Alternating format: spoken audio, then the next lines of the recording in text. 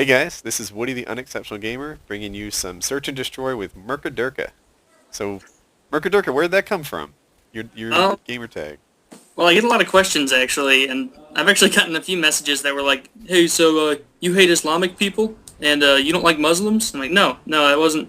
It's not a dig at any race. I just makes me laugh, especially when people in lobbies are like, oh, that Murka Murka, what's wrong with you, kid?" And it's like getting under the skins of people on Xbox Live, and it makes me laugh, and why not? I don't even get that Islamic thing. Does it mean something? No, I don't think so. It's apparently they brought up the movie Team America World Police, where like they say Durka Durka to make fun of like Muslims, and I don't know what they were drawing from that, but apparently I'm a racist according to a few people. Well, now But you know. I just think it's humorous. So yep, there's the story. So you're not running Ninja Pro on this? No, I was hoping to get a few nice no scopes, which I don't want to start a war of whether or not it's skill, but I'm pretty sure either I can't do it at all or it's just luck. So yeah, I was going for it. I need all the help I can get. So I was running Steady Aim Pro with my Barrett. So it's a little early to talk about kill streaks because you beast in this game. But what is with your kill streaks? Were you going for a Search and Destroy nuke? Actually, I was earlier. I got really close. I got a 21 kill streak in Search 2 games before this on a Wasteland, and I was, of course, I was being a thermal noob with my sniper, but oh, I was so excited. I thought I was going to get it, and then my file got corrupted. So What? there are worse things. So you literally were going for an S&D nuke. I thought maybe you just had it left over. This was Mosh Pit or something like that. Oh no, I am determined to get an S&D nuke, and eventually. But I'm kind of worried about it because even if I do get it, I'm concerned about everybody calling foul play. Well, I think, stating your intentions in advance like this would be a step in the right direction. You've been in it for a while. With the whole whatever, I forget that kid's name, with the 30-second nuke. G-Unit 123. Gee, oh, Yeah. I don't want to flame anyone, but I've never muted my computer so fast. We recorded a podcast last night and we called him because, I don't normally start flame wars, but we suspected that some of his more recent videos were not legit either. He says, no, I promised that they'd be legit, therefore they are. But, you see him walk into a room with 3 people and he kills them all and they don't shoot back. And it's just like, wow, that's I'd love that lobby. That would be super. Yeah, I would pay to get put in that knife-only nuke against snipers without guns lobby. Yeah, I think you'd get your S&D nuke, that's for sure. Oh, for sure. I mean, I just don't want to.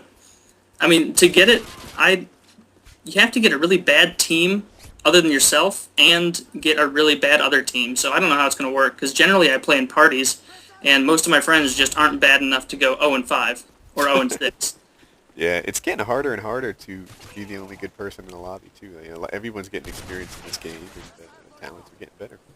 Yeah, and I mean, I really appreciate the way you do it of every game being sure not to claim that you're some pro because that irritates me so much in this game where a lot of the commentators like act like they're a step above. But props to you on that.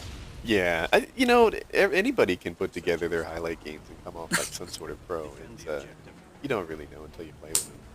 Oh yeah, when I first started watching all those montages, I would be like Grizz's. I was like, oh man, I can't believe this guy. He just jumps off of buildings every game and and spins and gets those nose. Oh man, that's sick. And I started doing it, and I'm like, I was embarrassed because I was going like 1-30 in Call of Duty 4, and I was like, man, I guess I just am not as good. It's not till later I realized like this isn't how they play. I remember Hutch was talking about that in one of his early videos. So this isn't early, right? Hutch probably had 2,000 subscribers at the time, and he talked to Grizz, and he's like, you know what, I'm doing this, but I don't get the same results you do. and Grizz is like, you got to pick your spots, and it's not going to work all game. What you're seeing is not average gameplay; it's highlight stuff. So, Well, of course, everybody knows that now. figured that out after my KD absolutely plummeted. Which I couldn't care any less about that. All these objective-based games, killing your kill death ratio just doesn't matter in domination. I play the same way. Yeah, and to say that it doesn't matter is I think it simplifies it too much, right? Like if you die a lot, then you're giving the enemy some air support, and it does play a little bit of a role, but Yeah. man, guys, some people will work their KD exclusively and then sit back and say, well, I hate my team. Right? Obviously, I did outstanding in this match, and they couldn't win even though I was super. And it's like, hey man, if you want to be super, stand on Bravo all game and get that KD. Then you can blame your team. But if you're doing it from the back, then it's not impressive to me. Like, I've played actual games where I have had like a party with me, or not even people in my party, and they've had a bad KD, and I've heard them say like, all right, I'm dashboarding this, and it turns out that you can actually go to your dashboard in the middle of a game, and it erases all the stats, and it doesn't count towards your kill death ratio.